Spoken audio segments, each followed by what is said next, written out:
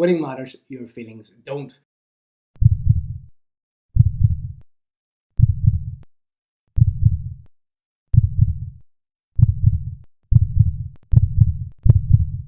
Welcome to this episode where I'm going to be taking apart a GAA charter and putting it back together in such a way that it'll help people work with volunteer athletes and volunteer coaches to get the best out of them. Now, I was recently contacted by Dr David Nolan from Sign Up's Performance and asked to give my opinion about a GAA charter that went viral around Ireland. Obviously, a small place, so everything goes viral there. But the GAA charter was fairly strict, and I called it fascist in my video, which you should check out with him. Here's a link to it somewhere. Anyway, here were the statements on it. Anyone planning trips to Australia, America, Canada can't be part of the senior panel for 2024. No holidays during championship and no drinking during championship, June to October. Otherwise, unless approved by the management and the leadership group, it means that you will be suspended or removed from panel. All pre-Christmas training must be done and logged in the app. Mandatory attendance for fitness tests. Logging of all training must be done in the app on a consistent basis above 90%. Commitment to treating the league-like championship in all aspects of prep. Commitment to the team to lead a fundraising activity. Commitment from lads to attend training once a week if they're living in Dublin or Limerick, so they need to travel back for that come January. No other sporting commitments past June, soccer, rugby, golf, athletics, etc. And commitment to train at the highest levels of all of the time. Commitment to achieve fitness and conditioning targets as set down by management. Now, why did I have a problem with this? The problem I have with this is that whenever somebody comes in to take over an organization, a team, or whatever it is, if they put down hard, immovable boundaries, they get tested, and then you have to make a decision, and then they might break. Now, there's only so many players that you have, and sure, you get rid of one or two players, that's fine, maybe that works for you, and the others operate under the fear of God of being kicked out of the panel. However, that falls apart. There's been cases in rugby, for example, where professional players have been told, look, if you come back fat, you get a fat tax, and you've come back from pre-season training, and you have to pay your fat tax because you didn't look after yourself in the off season. Now, as a result, that might work for a while, but then when your star player does it and refuses to pay it, you've then got the system has been broken, and you've got one person has crumbled your entire motivation system, and it creates a bad feeling within the group. Now, you can get rid of that player, but what if that player is, highly valuable to you and is a key player? Now, this isn't a uncommon thing in professional sport. It isn't an uncommon thing in team performances. We look at Diego Maradona. We look at the amount of stuff that he got up to. We look at George Best. We look at what he got up to. These types of players, highly valuable in team sport, but actually have other traits that, lead them to be problematic. And we always wonder, could we have got more out of them if they just had of? Now, if you think about distribution of talent, distribution of performance impact, generally speaking, there'll be some people will be very impactful in performance and some people will be lower down, and there'll be a normal distribution skew of that, where about maybe 20% of your players provide 80% of the impact on the pitch. Now, that might change, but essentially that's the way things occur in any performance endeavour. So straight away, by having rigid rules, you can mess things up. Now, the way we want to look at this, though, is that we could look at this from a point of view, if, say, for example, you've got your manager is Buzz Lightyear and your players are Spider-Man. Now, both equally cool superheroes, equally brilliant, whatever we want to do. We put great narratives on both of these people, but they're both telling different stories and living different lives, and therefore there's conflict. Never the two shall meet, even though they're both good people. And this is why, when we think about things on a win-win basis, how can I win? How can you win? You end up more likely to achieve something than you think of it as a win-lose basis, where you come in and say, I want this and I will be given it. It's also a poor position to start from. These are my demands where I will start punishing you. as opposed to setting out some standards that are, these are what we could achieve together and here are our aspirations. Like, what are our aspirations? And here's our aspirational charter, will be so much more motivating for players because it gives them something to work towards. And I'll put it to you this way. You can't legislate for performance. You can only legislate for safety and averageness. High performance is essentially a collection of performance that has grown because people are pushing themselves and taking risks, right? They're doing something different. If you legislate for it, you put minimum targets. What you get is people will get minimum targets. When they said 90% report rates, nobody's going to be pushing themselves to get 92 because they're just going to be saying, you know what? I've done enough. I've got 90. That's me. Even though they could maybe do 100%. So we find this in safety aspects. For example, nobody is setting down targets for performance in no days off work from injury. So if we think about it, this kind of safety stat, it's not a case of here, not only have we reduced injury, we have reduced the opportunity for injury to occur entirely and made the process precisely safe. Whenever we see these standards, what they actually mean is we're working in a dangerous environment and we aren't removing the risk. The risk is there and we're looking to maintain a minimum level of safety standards. That keeps us safe, but it doesn't drive performance. And if you think about what does performance look like in safety, it might look like actually health promotion as opposed to accident avoidance. And that could be a different approach within that area. Now, I don't want to get too big and broad here, but I'm going to lay out a formula. And before I sort of put this approach out to you, you know, people are going to ask, well, who's he to talk about the GAA? I do come from a GAA background. In fact, I often sit down and think about my final playing days as a hurler and what I could have done should I have had some sort of better psychological help. And, oh, this isn't my stick, sorry.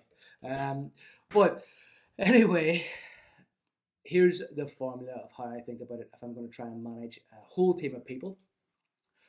What I would look to do is first of all, connect, understand, collaborate, and challenge.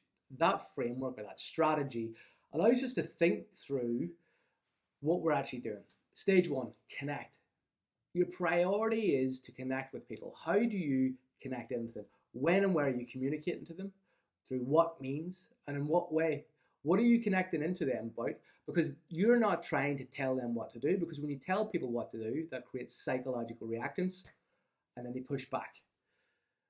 Whenever something is done with force, it was met with an equal and opposite force. So what you're trying to do is they're going in a direction, you're just trying to connect into them and see what direction they're going on, right? So you're connecting in, but you're not applying force. You're not putting in rules and regulations, okay? Connect in and see what's going on for them. See what they want out of it. Now, this moves us on naturally into the understanding phase, like really understanding who they are, why they're there, what they want out of it. Is this their bit of fun? Is this serious for them? How much can they actually give to this? What have they got going on in their lives that means they can give less? And how can you accommodate them giving as much as they can and as much as they want to give, still being happy and still helping you as a manager? So connect, understand. Then it comes into collaborate. Collaborate means basically sitting down together and going, right, what are we trying to achieve? And where you're sitting down and putting your ideas and goals on the table and their ideas and goals, and you're mixing them together so they all come out the same colour and you're all pushing towards the same direction. Everyone wants to win in All Ireland, but there are a million different ways to win in All Ireland, and there are a million different things that need improving. And then lastly, when you've sat down, you've done the connection, the understanding and the collaboration, you're then going to come in with the challenging. So how do you challenge when things don't go right? When players maybe do not work to their hardest, where they do need challenge. Do you challenge in a derogatory way, in a punitive way? No. Challenging in a punitive way doesn't build or support the development of the characteristics that you're trying to build. All it does is creates a pushback as opposed to them and us. It's not how people are motivated. So maybe there's punitive standards where you want to go and say, look, you're off the panel because of X, Y, Z. And those might be very serious things that are not negotiable. But actually, for 90% or 99% of the things you're going to be dealing with, it's going to be, how do I help this person achieve these standards? Not, how do I punish them and beat them with a big stick? into this way of operating. So connect, understand, collaborate, then challenges. And when you want to challenge people, you'll have discussed it with them. What's the best way we should challenge people on the team when they're falling short and they could do better? So discuss the entire process of what you want with the players, externalizing, so any problems that you foresee, like for example, players going out in the piss the night before a match. Guys, how are we going to deal with players going out in the piss the night before the match? Should they play? Should they not play? What's the responsibility of management? What's the responsibility of players? What's an appropriate way of dealing with that? When you set everything up like that, you meet the obstacles you might face, you get them to build the solutions, and then all you do is you drive the problem solving through their solutions so that everyone's on board and you don't end up coming in meeting them head on like that. Now, there's another thing here, this fitness testing and standards, and there's a big emphasis on this. And actually, being fit doesn't mean that people are going to win. Actually, when we think about this, I know that within, I think it was English cricket, there was an 80mm skinfold standard that was set that players had to meet. And that was pulled out of an air by a nutritionist and it was retained for years later. Where's the evidence base that somebody with a certain level of skinfold thickness can, be a better cricketer? Similarly, I've seen this done in GAA teams where people have said, 14% body fat, and they've measured it with skinfold calipers with an error plus or minus of 6% by an amateur. Now, not to mention you've got somebody who's pretty much unqualified operating that, and then you're using a tool that has a 6% error margin, and you're saying players need to be below 14%, and then you're going, do you know what? If they're not below 14%, we're going to pull them in and they'll answer to the leadership group, aka kangaroo court, as to why the boys are fat. So you could take a measurement one day and it could be 6% up or down the next day. This is suggest that it was done every 3 days. So there are lots of problems with fitness testing and holding tight standards. But here I'm going to bring in Dr. David Nolan to talk about some of the bigger issues. As a strength and conditioning coach, it's very important to always remember what our primary function is, because I think it's very easy to forget this. As strength and conditioning coaches working with athletes, we essentially have two roles. Number one, that in our S&C approach, we enhance the performance of the athlete in their given sport. That is what we are there first and foremost to do, is to enhance performance in the sport by improving some of their force time characteristics, making them stronger, more powerful so they can run faster, jump higher, change direction quicker, whatever it may be. But the stuff we do in the gym has translated to increased capacity for performance on the pitch or wherever that athlete performs.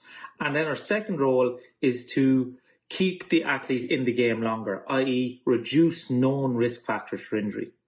So they are the two primary roles we have as strength and conditioning coaches.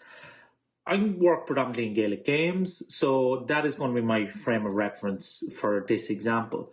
But it can be very easy as a coach to get obsessed with chasing standards or chasing certain metrics and getting focused on objective metrics rather than actually understanding if it's enhancing performance in that given sport for that athlete. So strength, for example, is probably a good idea. We can continue to keep getting athletes stronger, but should we? Should we always be aiming to get athletes stronger? The answer is no, because as a strength and conditioning coach, you have to remember every minute you have them in the gym or doing some sort of conditioning work, something that is not their sport, you are taking away from time where that athlete could be practicing and getting better at the skills and the execution of their given sport.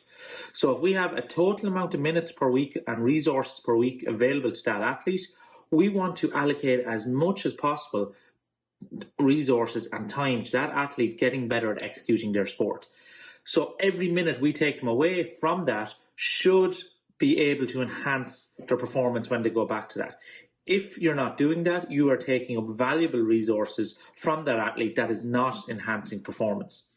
So to go back to the strength example, we can always put in programs to make athletes stronger, but should we is the question. And the answer is no, we shouldn't always. So for example, in Gaelic games where I work, we want athletes to probably get to somewhere like a 1.7 to a max of a 2 times body weight squat, or the force characteristics where they can express about 2 times their body weight in the amount of load they can lift in a squat.